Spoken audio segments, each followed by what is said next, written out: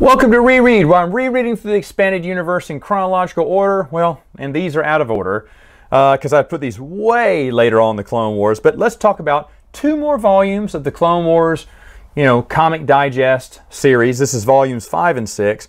The first one starts off with, and I totally forgot about this, Aya Secura is on Endor. And there's, I guess, a squad that went missing. Of course they went missing. The Ewoks got them. No, not really. But the Ewoks do take her out. They drug her and knock her out, and they take some of the clones. And of course, they're like, what's going to happen here? She's like, and one of the clones goes, I think we're about to be eaten. She's like, whatever. It's kind of a joke on Return of the Jedi.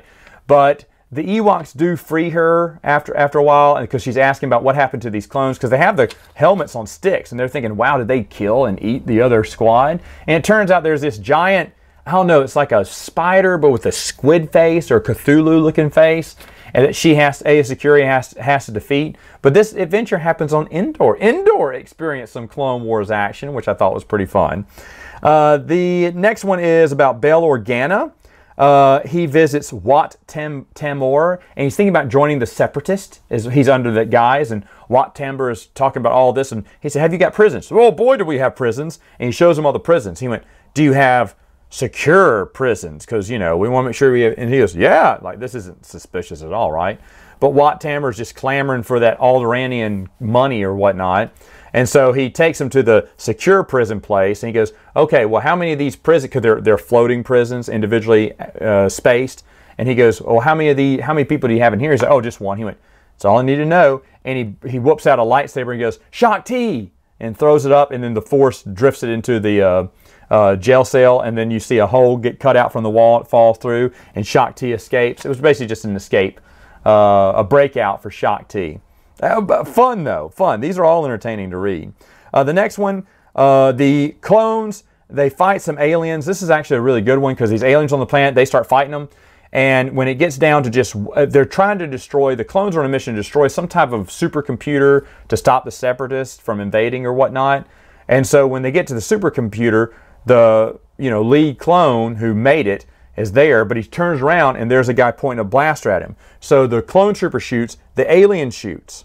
And when the next page is really nice, I said, so what happened? They're grilling the clones. So what happened? Did you achieve your mission? Yeah. He said, technically. And he said, so what were these other aliens? Were they allies of the Separatists? He went, turns out they weren't. Because it shows that then it goes back to the aftermath of those two blasters firing at each other. The alien is lying down on the floor, and the clone looks, and the alien was shooting the computer. They both had the same mission. These were aliens from the planet. Oh, wow. That's kind of dark for Clone Wars. So the clones didn't even know that they were fighting against the home people there, who were also trying to get the Separatists out. Because the clone looks around, all the blaster shots hit the computer, not him. The guy was aiming for the computer to complete his mission. Really good, really good. And the last one here, let's see, Jedi Jock. This is his first mission with clones. He's a general. He was a Padawan, so now he is now leading them. And that, again, this is an episode 3 story. That's when Order 66 gets turned on him, and then suddenly they're firing at him. Well, now he's an outlaw. So the outlaws he was taking on become his friends, because they start defending him. He's like, wait, why are you defending me? He's like, because you're one of us, kid. You're an outlaw. He's like, oh, I'm an outlaw. No, they don't sing a song, but they should have. And it's not very good. All right, so volume 6, Sansi Teen is back. Basically, he befriends a pickpocket who pickpockets his lightsaber. He gives her 600 credits instead, because, he didn't need them, and, she's just, he wants her to stop stealing. Well, then she turns around and saves him as droids start attacking him. And then they go on this little adventure together to fight the Separatists. And when they go to prison, they get captured. And then his lightsaber gets taken away. And so he interviews the girl. He's like, what is your connection to this Jedi? He said, we don't know you. Who are you? Because they were going after Master Ten and not her. And I don't know what she says, but he kind of punches her or whatever and takes her back to the jail cell. And Ten goes, well, what happened? He said, thanks for not ratting me out. He's like, now give me my lightsaber. She's like, what do you mean? He went, I know you stole it from him. And sure enough, she pickpocketed the guy. Ten breaks out the lightsaber, and of course they save the day. It's a fun story. Next one is Clones. Oh, yeah. So clones are on a mission to save an Ugnaught Jedi, which I thought was really neat. And the Ugnaught Jedi is trying to free a bunch of Ugnaught slaves that were going to be shipped to the Separatists. But how the clones save him, they go on Bespin because that's where Ugnaughts live, I guess they think. But they use umbrellas, like these white stormtrooper-looking issue umbrellas to kind of float through the sky and float like parachute down. But they're umbrellas. It's a little weird, but I remember seeing that. It's not a bad story. A lot of action in there, not many words, but I like that. But I thought it was weird that they're parachuting with umbrellas and stuff. The next one is Chiari Mundi.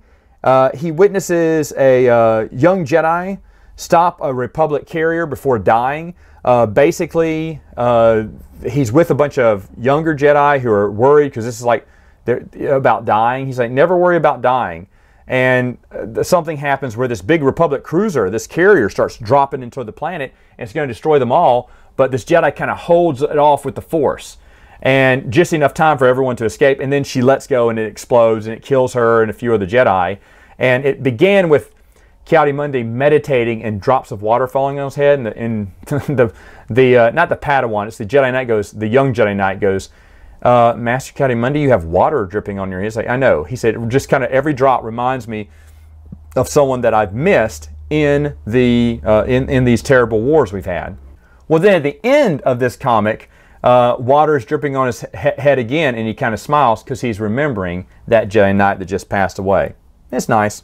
The last one is a Plucoon and Fisto.